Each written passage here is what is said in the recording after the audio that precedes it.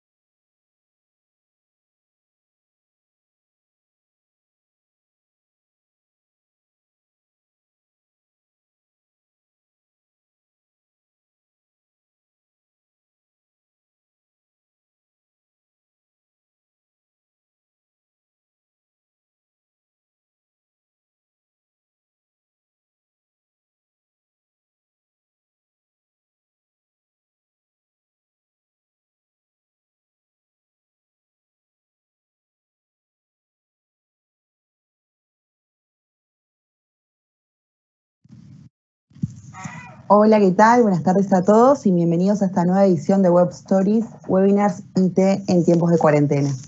En la tarde de hoy, Yanara Valdés, Senior Developer de Montevideo, les presentará Arquitectura de Microservicios, una introducción a los patrones de diseño, CQRS y Mediator.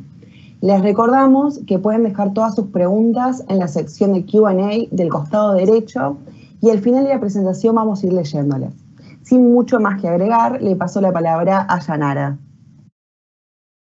Hola a todos, bienvenidos y muchas gracias por acompañarme hoy acá en esta presentación.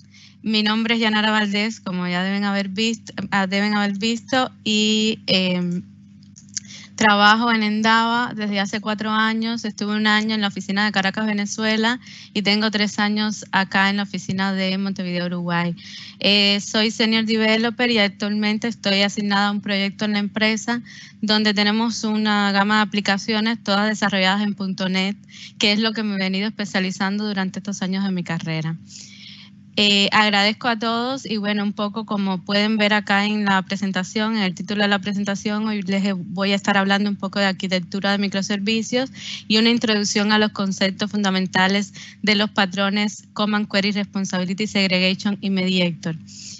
Muchos de nosotros conocemos que hoy en la actualidad las empresas han optado por cambiar sus aplicaciones monolitos por soluciones que están basadas en un estilo de arquitectura en un estilo que combina varias arquitecturas de alto nivel, como lo son, por ejemplo, la arquitectura de microservicios y lo que conocemos como Event Driven Architecture o arquitectura guiada por eventos. Esto incluso a pesar de que sus subsistemas han sido complejos y sus reglas de negocio están en constante cambio. Y si nos ponemos a pensar en lo que es una arquitectura de microservicios, quisiera mostrarles esta imagen que la tomé de la documentación oficial de Microsoft y que hace referencia a la aplicación Shop on Containers que tienen ellos en su documentación. y donde podemos ver lo que representa una arquitectura medianamente compleja de microservicios. Si ven, tenemos un conjunto de microservicios que cada uno va a tener una responsabilidad y que estos se comunican entre sí a través de mensajería síncrona, a través de un event bus, que ya puede ser sea RabbitMQ o Azure Service Bus. Y además tenemos una capa de abstracción que son los API Gateways y que, o sea, nos abstraen y permiten que nuestros microservicios, de que otras aplicaciones externas, como sean aplicaciones web o aplicaciones móviles, se puedan comunicar con nuestros microservicios.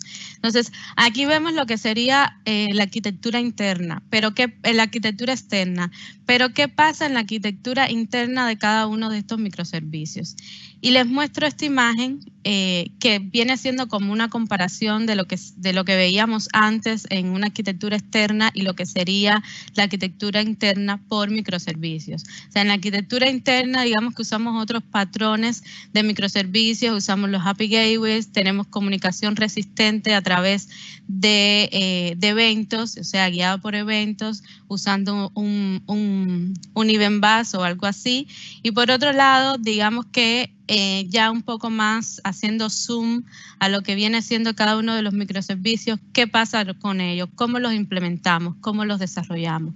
Muchos de ellos son simples, pero otros involucran una cierta cantidad de complejidad en las reglas de negocio, por lo que para que nuestro código esté organizado y nuestra aplicación sea simple de escalar, es entonces que sentimos esa necesidad de buscar algo que nos ayude a lograr ese objetivo. Y para eso están los patrones de diseño, como lo son Domain Driven Design, Command Query Responsibility Segregation, Event Sourcing, Mediator, y todo esto unido con la implementación de los principios SOLID y la inyección de dependencia.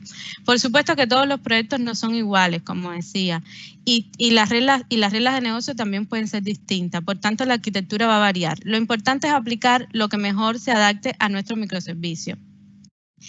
En realidad, sobre estos patrones hay muchísima información hoy y hoy no voy a reinventar la rueda. Lo que quiero es un poco que transmitirle mi experiencia y lo que he aprendido trabajando en el proyecto con mi cliente, y decirles que los patrones son agnósticos del lenguaje. Hoy lo vamos a ver en C# en una aplicación ASP.NET Core, pero estos pueden ser aplicados a otros lenguajes de programación. Hoy voy a centrarme principalmente en los patrones de Command Query Responsibility Segregation y Mediator Pattern. Entonces, digamos que vamos a ver los conceptos fundamentales de CQRS, vamos a ver cómo es la implementación de los comandos, qué cosa es el patrón de Mediator, la implementación de las queries, y por último les voy a mostrar un poco en el código, en una demo, cómo queda esta implementación. Por acá ven esta frase que nos dice que un patrón nos posibilita alcanzar toda una serie de rangos, una serie de retos arquitectónicos como lo son la escalabilidad, el manejo de la complejidad, el manejo de los constantes cambios en las reglas de negocio en porciones de nuestro sistema. Y dirán, ¿de quién es esta frase? Y precisamente esta frase es de Greg Young, que es el promotor de Command Queries Responsibility Segregation, y que no era un concepto nuevo cuando él lo promueve, sino que era algo que ya partía del principio de Command Query Separation, que fue introducido por Bethan Meyer, donde se describe que los métodos de un objeto deben ser o consultas o comandos, con el beneficio de que podamos entender qué afecta o no el estado de nuestro sistema. En arquitecturas tradicionales estamos muy acostumbrados a ver que se utiliza el mismo modelo de datos para consultar y actualizar a la base de datos. Y es básicamente lo que todos seguro hemos visto, lo que llamamos las operaciones CRUD. Y estas todas se ejecutan sobre la misma capa de dominio. Sin embargo, en aplicaciones que son más complejas, este enfoque puede volverse difícil de manejar. Por ejemplo, en el lado de la lectura, la aplicación, digamos, que puede realizar muchas consultas distintas, devolviendo objetos de transferencia de datos en diferentes formas y además el mapeo de estos puede volverse complicado. Y en el lado de la escritura, o sea, pasa igual. Vamos a tener, podemos tener unas reglas de validación que pueden ser complejas y esto puede dar como resultado que nuestro modelo se convierta en un modelo complejo además. Entonces, yendo un poco ya en sí a lo que es el patrón de Command and Query Responsibility Segregation, es un patrón de arquitectura que básicamente separa los modelos que usamos para escribir y leer de la base de datos. La idea es que separemos las operaciones en dos categorías: los comandos que cambian el estado del sistema y las queries que nos retornan un resultado y no cambian el estado del sistema. Si vemos un poco lo que sería una implementación simplificada de este patrón, vemos esta imagen que también es de la documentación de Microsoft y vemos aquí a un alto nivel cómo es el diseño en un microservicio de este patrón, de una manera simplificada. O sea, tenemos una API y tenemos en la API una capa de aplicación. Y dentro de esta capa de aplicación vamos a ver la separación de las responsabilidades entre las queries y los view models y los comandos y los modelos de dominio. Lo importante es que estas dos capas queden separadas, que estos dos modelos de datos queden separados. Y cuando decimos modelo de datos no significa que las bases de datos sean distintas, aunque también es otro enfoque del patrón. Pero en este caso que le estoy mostrando es un modelo simplificado donde tenemos una sola base de datos y tenemos nuestra capa de aplicación donde vamos a tener esta separación de las queries y los comandos. Las dos capas pueden estar en el mismo nivel o también pudieran estar en dos microservicios distintos y de esta manera digamos que lo podemos optimizar y ampliar de manera separada sin afectarse entre sí. Además, otra cosa aquí a notar es que la capa de aplicación está dentro de la API, pero también esto es otra cosa que a decisión de cómo queramos hacer nuestra arquitectura puede o no estar dentro de la API. Digamos que la capa de aplicación también pudiera ser dentro de nuestra solución, pudiera ser una librería de clases y también funcionaría. Lo importante es que donde quiera que tengamos nuestra capa de aplicación, las queries y los comandos queden separados y cada uno tenga su modelo de datos. Cuando les hablaba de un enfoque más avanzado y les hablaba de dos bases de datos, es precisamente lo que les muestro en esta imagen. Tenemos dos bases de datos y una representa lo que serían las lecturas y la otra representa lo que serían las escrituras.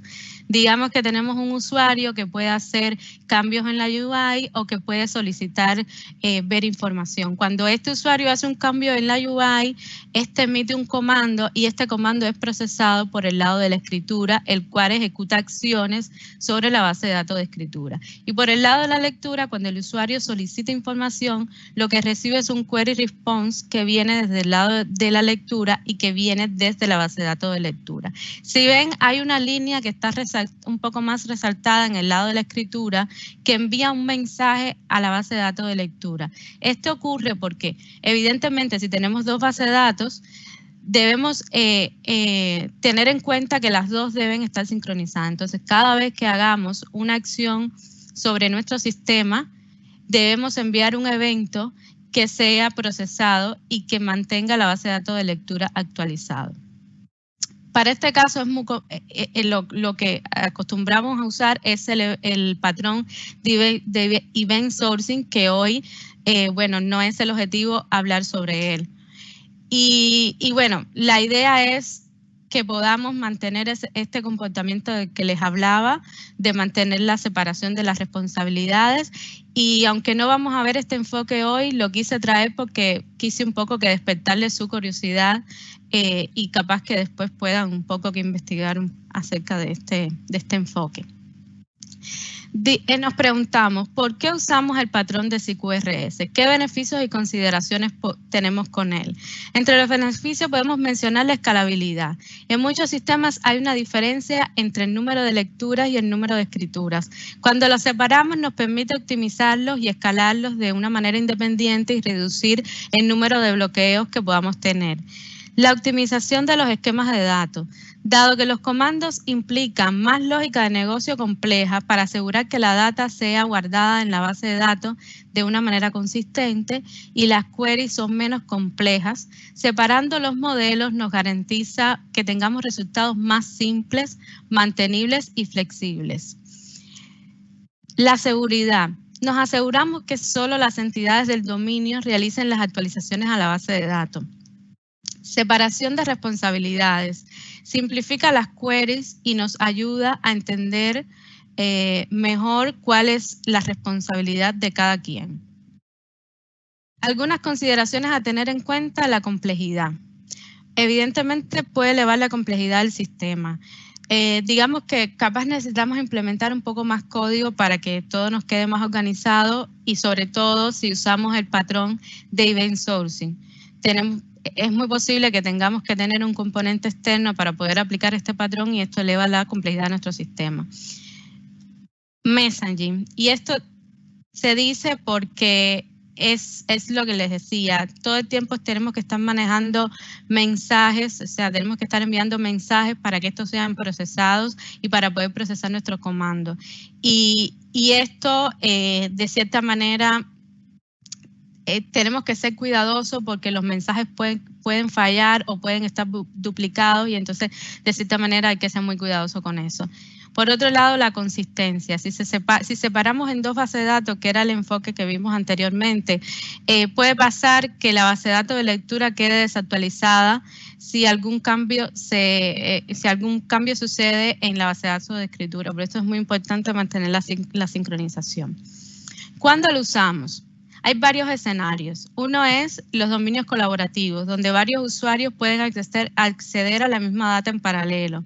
Escenarios donde la data que necesitamos leer debe estar preparada y lo más simple posible, especialmente cuando el número de lecturas es mayor que el de escrituras.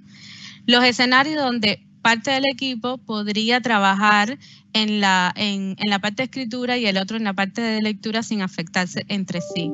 Escenarios donde las reglas del sistema están en constante cambio y bueno, mantener esta organización que se adapte a esas necesidades es buenísimo. ¿Y dónde no es recomendable? En aquellos sistemas donde evidentemente las reglas de negocio son simples y digamos que con una simple operación CRUD podemos resolver las necesidades. Un poco más ya yendo en lo que es la implementación del patrón, implementando los comandos. ¿Qué son los comandos? Un comando, digamos que representa una solicitud que el sistema realiza. El sistema solicita una acción que puede cambiar el estado del sistema. Esta acción es única y es procesada por un único receptor. Los comandos son imperativos, por lo que se acostumbra a cuando los definimos usar el nombre, usamos acción, parte afectada, comando, como por ejemplo create order command. El comando es básicamente una clase que contiene todos los campos y toda la información que es necesaria para ejecutar la acción. Tenemos un controlador que se va a encargar de procesar esta información y la solicitud puede venir ya sea desde la UI como desde algún procesador interno dentro del sistema que requiera realizar esta acción. Por ejemplo, acá les muestro en un microservicio tenemos una API, tenemos un controlador, ejecuta una acción que se refleja en un comando y este comando es procesado por un manejador en la capa de aplicación. Este manejador se va a encargar de instanciar la instancia que corresponde en la capa de dominio, a su modelo de dominio, a su aggregate, y luego lo va a persistir en la base de datos. Y de esta manera es lo que se describe como el flujo de lo que sería la aplicación de CQRS del lado de la escritura. Aquí no quiero dejar de mencionarles algo, que lo deben estar viendo en el diagrama, y son en la capa de dominio los aggregates, que es un término que seguro muchos de los que están acá conocen y proviene de la implementación del patrón de Domain Driven Design, que aunque no es el objetivo de nosotros hoy, no quería dejar de mencionarlo porque yo creo que Domain Driven Design va de la mano con Command Query Responsibility Segregation. Al querer separar los comandos de las queries, necesitamos tener para la ejecución de estos comandos una capa de dominio que esté lo suficientemente preparada para aplicar toda la lógica empresarial antes de persistir la data en la base de datos. Y por eso es que aplicamos este patrón de Domain Driven Design que nos permite modelar consistentemente nuestro dominio de acuerdo a la realidad de nuestro negocio y que nuestro código esté alineado con los problemas a través de diferentes términos y manteniendo el mismo lenguaje. Y es lo que llamamos en DDD también como lenguaje ubicuo. En el caso de una arquitectura microservicio, cuando aplicamos DDD y definimos nuestro contexto delimitado, corresponde a un microservicio que va a tener una única responsabilidad. Y por eso es que cuando lo aplicamos tenemos un grupo de conceptos que nos permite organizar mejor el código, como lo son Domain Entities, Aggregates, Root Entities. Quizás muchos de ustedes ya han escuchado de estos términos, que bueno, hoy tampoco vamos a hablar sobre ellos. Y bueno, siguiendo un poco con esto y recordando un poco los pasos que hacíamos cuando procesamos el comando, digamos que recibimos el comando del objeto, lo instanciamos desde el aggregate root, creamos la instancia que machea con la información que estamos recibiendo en el comando y luego lo persistimos en la base de datos y cambiando el estado de este sistema. Y ahora la pregunta sería, bueno, lanzamos el comando, pero ¿cómo llegamos hasta el manejador que va a procesar este comando? Y ahí es donde viene a jugar un papel muy importante el patrón de mediator.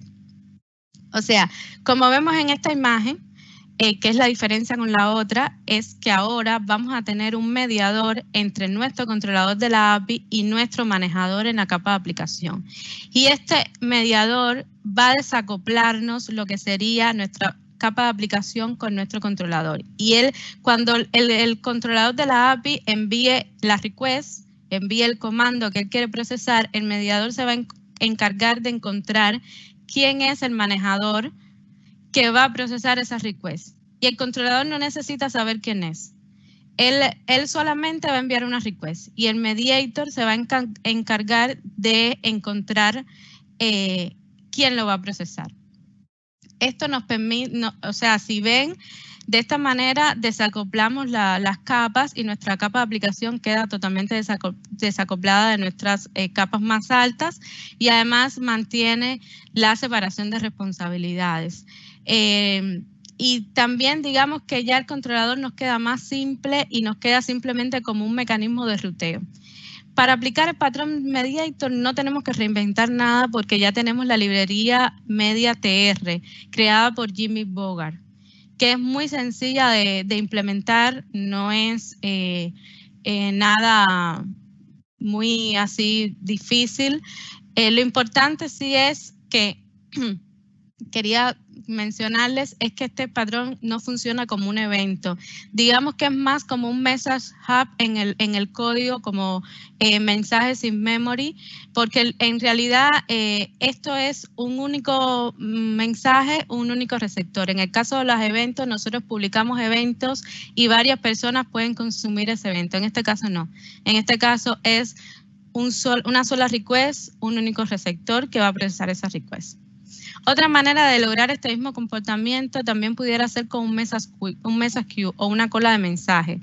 Pero esto ya sería un componente externo y es la comparación, la diferencia que yo veo de usar la librería de MediaTR, que además es muy sencilla.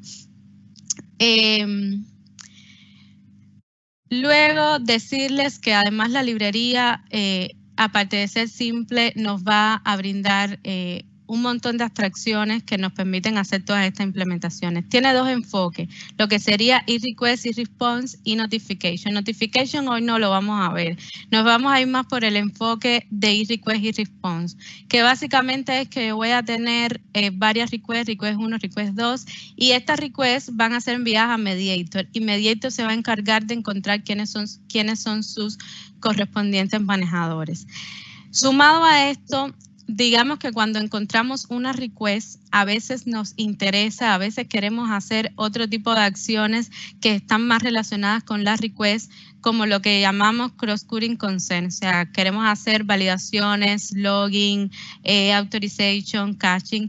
Y para esto, esta librería nos da una manera muy elegante de implementarlo, donde el controlador va a enviar una request al handler, pero entre ese controller y ese handler tenemos el pipeline de Mediator, que consta de 3 etapas. El preprocesamiento, next, que es un delegate para ir a la próxima iteración en el pipeline, y el postprocesamiento. Y en esa etapa de preprocess es donde nosotros podemos implementar la lógica que necesitemos que sea ejecutada en ese pipeline.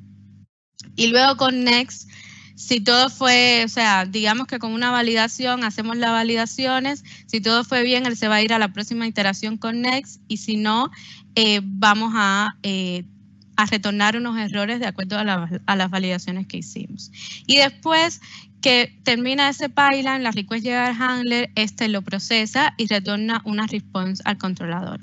Esto es, digamos que básicamente lo que nos permite hacer esta librería.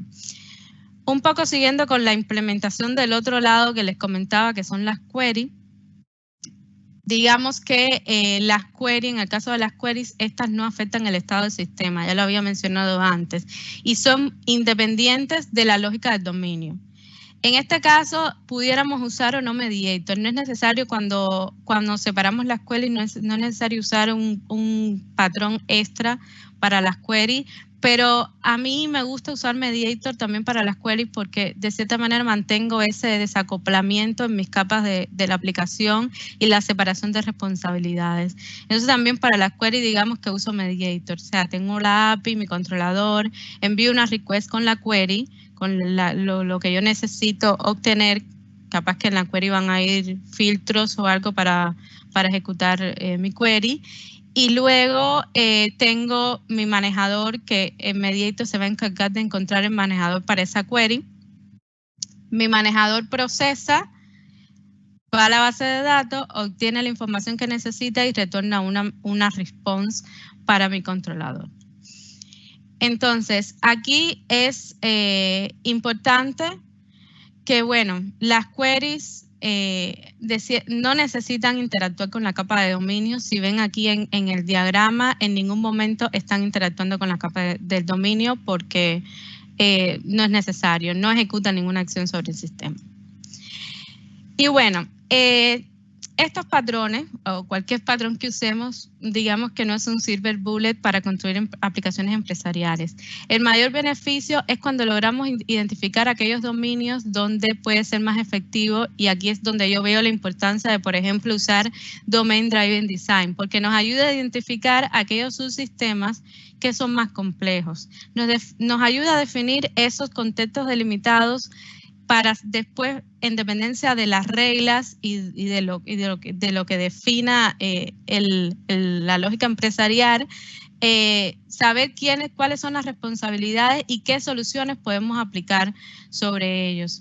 En una arquitectura microservicio, definir un contexto delimitado es como decir, este va a ser mi microservicio y estas van a ser sus responsabilidades.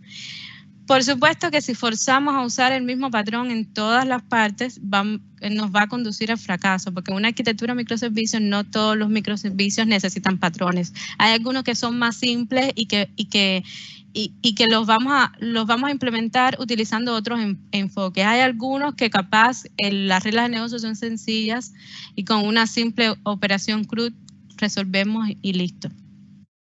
Entonces, poco ya para mostrarles todo esto que les he contado en código.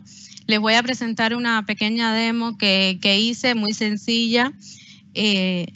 Pero antes quiero contarles un poco de la arquitectura de esta pequeña demo. O sea, digamos que me inventé una arquitectura simple de microservicios y tengo varios microservicios, pero para ver la aplicación de estos patrones solamente los tengo aplicados a un solo microservicio, Order Microservice.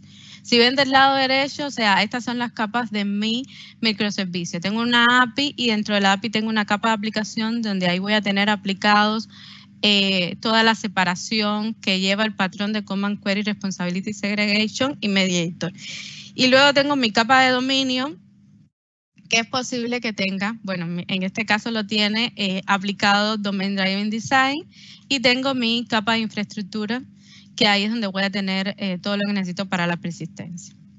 Entonces, ahora quiero mostrarles la aplicación, la solución. Aquí si ven mi solución, como les decía, este es mi API. Aquí tengo mi capa de aplicación, que es una carpeta que tengo acá dentro de la Web API, y tengo acá la separación utilizando el patrón de Command Query Responsibility Segregation. Tengo acá los comandos y tengo acá las queries. Si vamos a los comandos, aquí tengo un comando y tengo un handler. Si vemos este comando, vemos que hereda de la interfaz iRequest, y esta interfaz, o sea, es iRequest con una respuesta. La salida es una respuesta de tipo tResponse, que es lo que especificamos acá, el tipo de la respuesta que nosotros necesitamos. Esta interfaz, para poder usarla, tenemos que instalar algo primero, o sea, tenemos que instalar un paquete. Tenemos que ir acá en dependencia, o sea, vamos a los paquetes de Nuggets y buscamos acá en Nuggets la librería de Mediator para poder usar todas sus abstracciones. Si buscamos Mediator, nos aparece, entonces acá lo que instalamos es esta librería y la inyección de dependencia que tiene Mediator. Instalamos esas dos librerías y luego ya podemos usar todas estas abstracciones. Acá definimos el comando, que es la request. Y este comando es lo que nosotros vamos a usar en nuestro controlador, en los endpoints, que en este caso yo tengo dos endpoints, uno que me da la lista de órdenes y otro que me añade las órdenes, un post para añadir las órdenes. Entonces, si lo ven, es muy sencillo. Acá inyectamos el servicio de Mediator y con él podemos acceder a este método send. Y este método send es el que nos permite enviar la request. Pero el controlador no sabe quién la va a procesar. Él simplemente envía la request y Mediator, que en este caso es de tipo, la request es de este tipo get order list query, y en este caso Mediator se va a encargar de encontrar quién es el manejador para ese tipo de request. Y lo mismo pasa acá con esta, que es un post y que es un comando, o sea que esta sí cambia el estado del sistema, que es para guardar una orden. Tenemos, en este caso esto es una query y en este caso esto es un comando. O sea, es lo mismo, usamos el mismo método de Mediator para enviar la request, porque es básicamente request, manejador y response hacia atrás. Y entonces, en el manejador, que es este que tengo acá, Create Order Command Handler, aquí heredamos de esta interfaz que se llama iRequest Handler, que va a recibir una request y una response.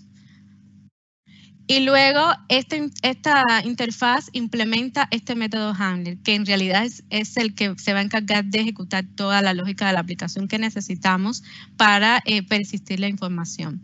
Entonces acá si ven, recibimos la request, que es de este tipo, y como esto es un comando que cambia el estado del sistema, como les mencionaba antes, yo necesito mi modelo del dominio, que es el que me va a actualizar y el que me va a cambiar en la base de datos.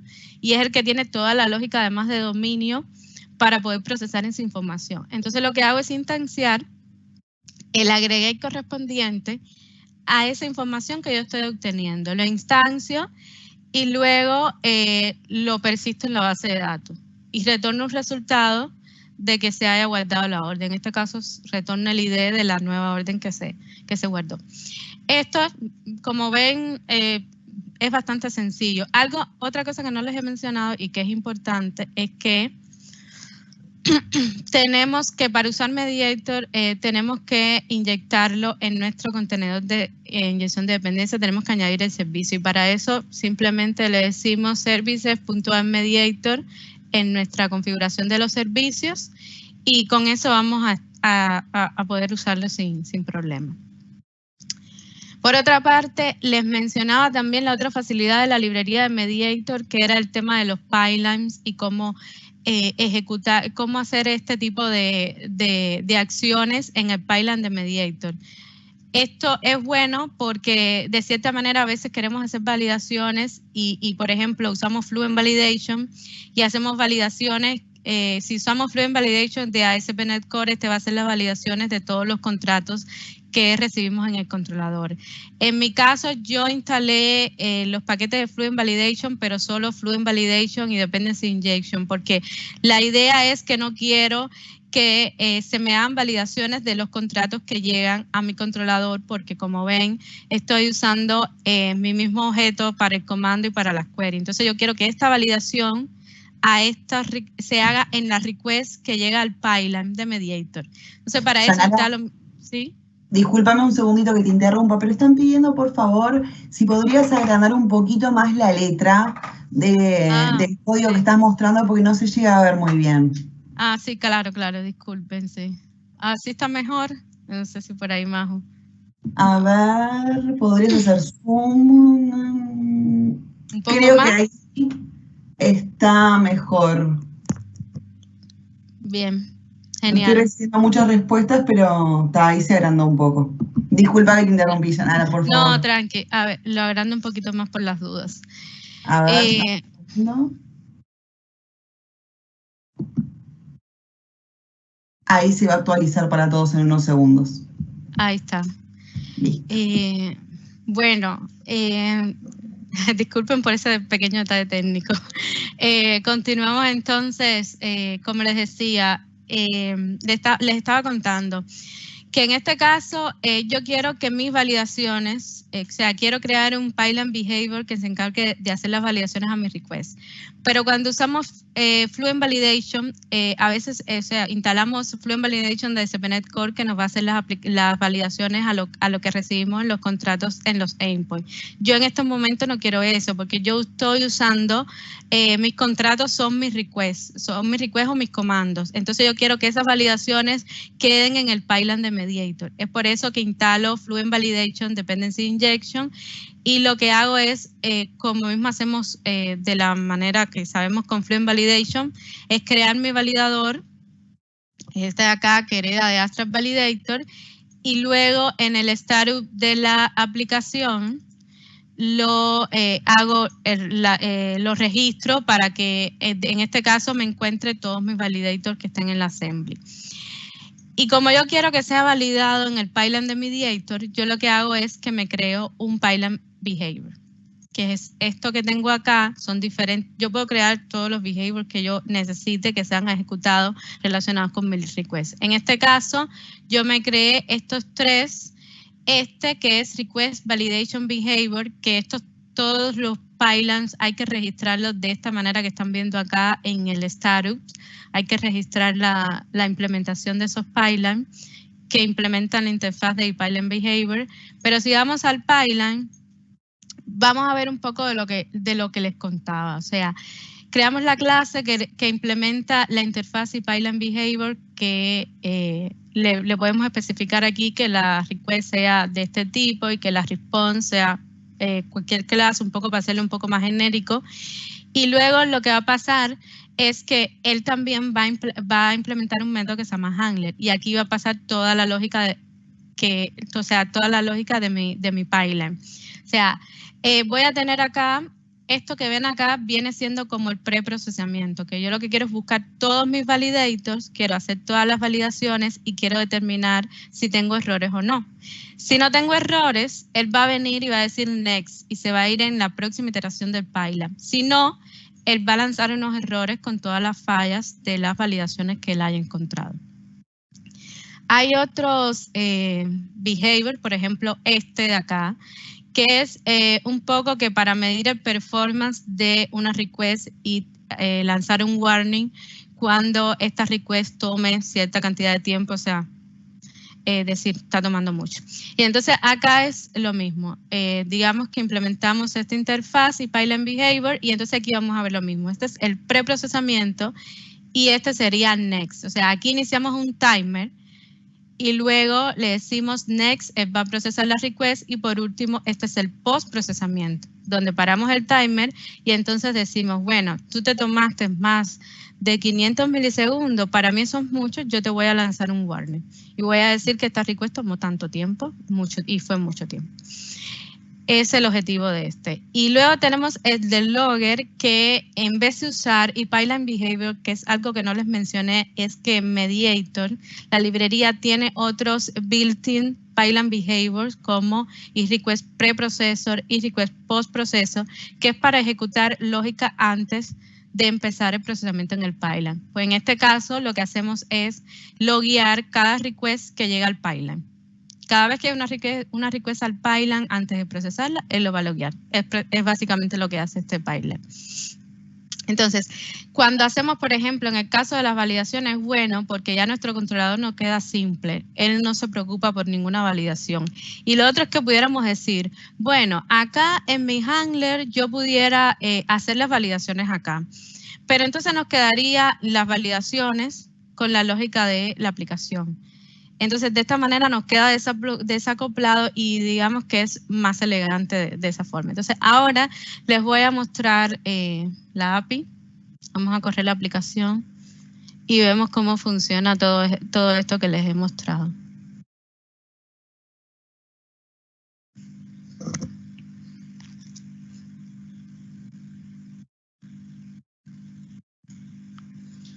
Aquí tengo mis dos endpoints. Este es para obtener la lista de las órdenes.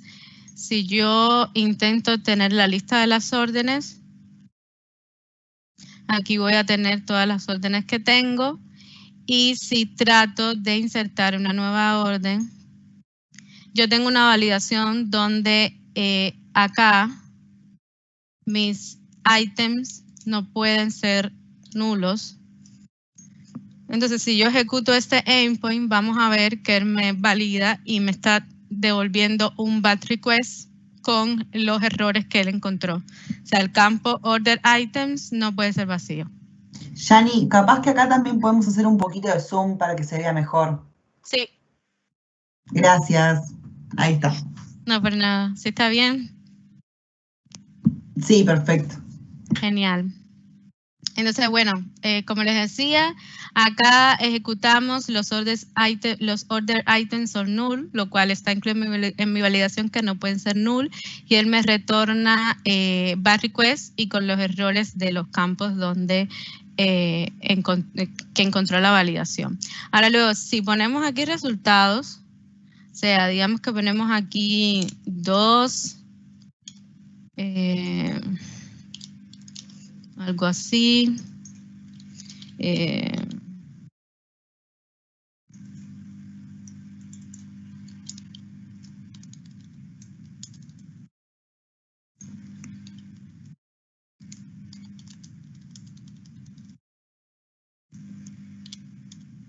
Esto es muy sencillo, simplemente como que para mostrarles cómo funciona. Aquí ven que se añadió la orden, se creó y me retornó la ID de la orden que se añadió. Y bueno, nada, es básicamente eso. Espero que... Déjenme levantar la presentación. Espero que les haya gustado y muchas gracias. Les paso a la sesión de preguntas y respuestas.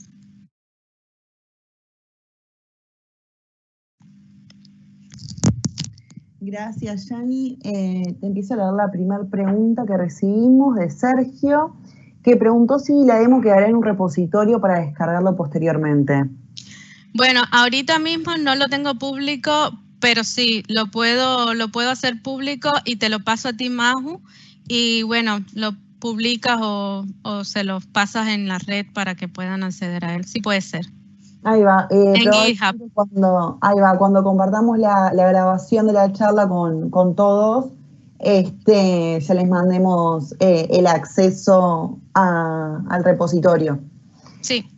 La segunda pregunta viene de parte de Andrés. Buenas tardes. ¿Recomienda algún curso que permita aprender mucho más acerca de microservicios? Bueno, en realidad hay un montón de videos en YouTube, en Pluralsight, en LinkedIn. Hoy en día hay muchísimos microservicios, pero yo recomiendo mucho la documentación de Microsoft. Es muy precisa, muy concisa, está muy buena. Hay un montón de información de microservicios, de patrones, de inyección de dependencia. Perfecto. Una pregunta anónima. ¿El Mediator sería como un proxy? No. Bueno, en realidad yo no lo he visto actuando como un proxy, más bien lo he visto más acá del lado de lo que es la capa de aplicación, pero digamos que si tenemos varios microservicios, o sea, tenemos varios microservicios que quieren interactuar entre sí, capaz que sí funcionaría como un proxy. Bien, otra pregunta anónima y creo que es la última hasta el momento. ¿DDD tiene que ver con BDD y TDD? No. DDD es un patrón que solo se aplica a la capa de dominio y es para definir o sea, la lógica de dominio que queremos tener implementada. Es como un poco para tener organizada mejor nuestra capa de dominio y poder aplicar toda la lógica de dominio que necesitamos antes de ir a realizar cualquier transacción a la base de datos. O sea, no es lo mismo tampoco que lógica de aplicación, es más bien relacionada con lógica del dominio. Excelente. Y bueno, Yanni, en realidad vamos a ir terminando porque las siguientes no son preguntas. Nos mandaron muchas gracias y que estuvo muy bueno, genial para conocer de qué se trata y qué herramientas utilizar. Muy bien. Muchas gracias a ustedes por haberme acompañado hoy, que espero que hayamos aprendido todos juntos. Quedo a las órdenes cualquier cosa. Muchísimas gracias a vos, Yanara, por tu presentación y por contestar las preguntas que nos fueron llegando. Un segundo porque están llegando unas preguntas más. ¿Qué se tendría que valorar para cambiar o para implementar la arquitectura de microservicios? Pero o sea, me dices para cambiar de una aplicación monolítica a una aplicación de microservicios, supongo. Sí, creo que sí. Bueno, en realidad habría que valorar bien si es lo que se quiere, o sea, porque cambiar de una aplicación monolítica a una arquitectura de microservicios puede ser complejo y es en dependencia de lo que realmente se quiere. Y es lo que decía, hay que analizar bien el dominio, hay que delimitar bien para cada uno de los microservicios cuál va a ser su responsabilidad. Y que quede lo más separado posible, básicamente. Bien, una pregunta de Juan. ¿Cómo recomendás organizar las carpetas? Eso lo he visto de muchísimas formas. A mí, y de hecho también lo he usado de diferentes formas. De hecho, hace poco en un proyecto usamos, no sé si vieron la capa de aplicación que la tenía dentro de la API. Hace poco en un proyecto teníamos una solución que era una API, pero también teníamos un manager, un worker, que básicamente recibía eventos, los procesaba, después los guardaba y la API lo único que hacía era hacer consultas a la base de datos y devolver esas consultas. O sea, en este caso, la API tenía su aplicación y el worker tenía también su aplicación y todo estaba, cada una de las capas de aplicación para cada uno de ellos estaba en un proyecto de librería de clases aparte. O sea, eso puede variar y se ajusta en necesidad de lo que se necesite. Y también funciona así tenerlo dentro de la misma API o dentro del mismo worker en una carpeta, como sea. Perfecto, gracias Yanni. ¿Para qué estoy viendo las preguntas? Leonardo pregunta, en un porcentaje aproximado, ¿qué tanto mejora el rendimiento de una aplicación este patrón?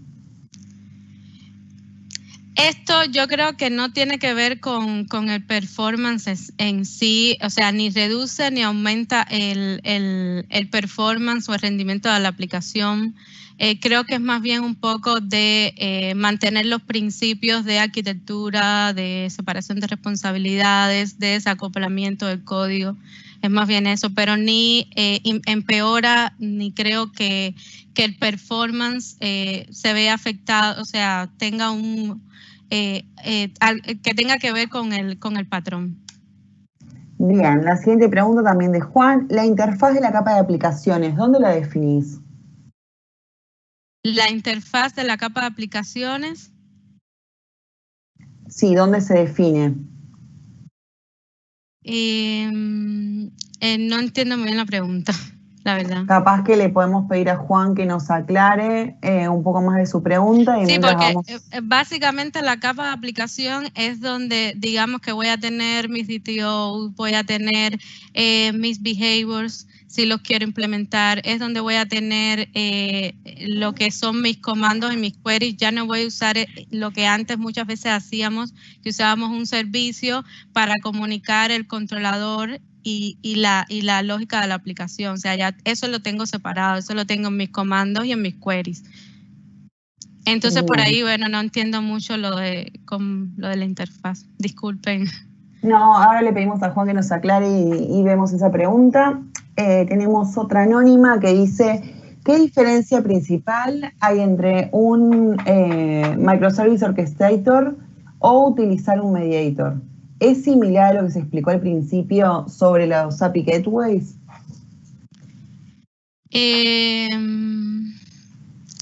No estoy segura ahí porque, bueno, los API Gateways es como que un poco más a nivel de la arquitectura externa y es la abstracción para que las aplicaciones clientes se puedan comunicar con los microservicios.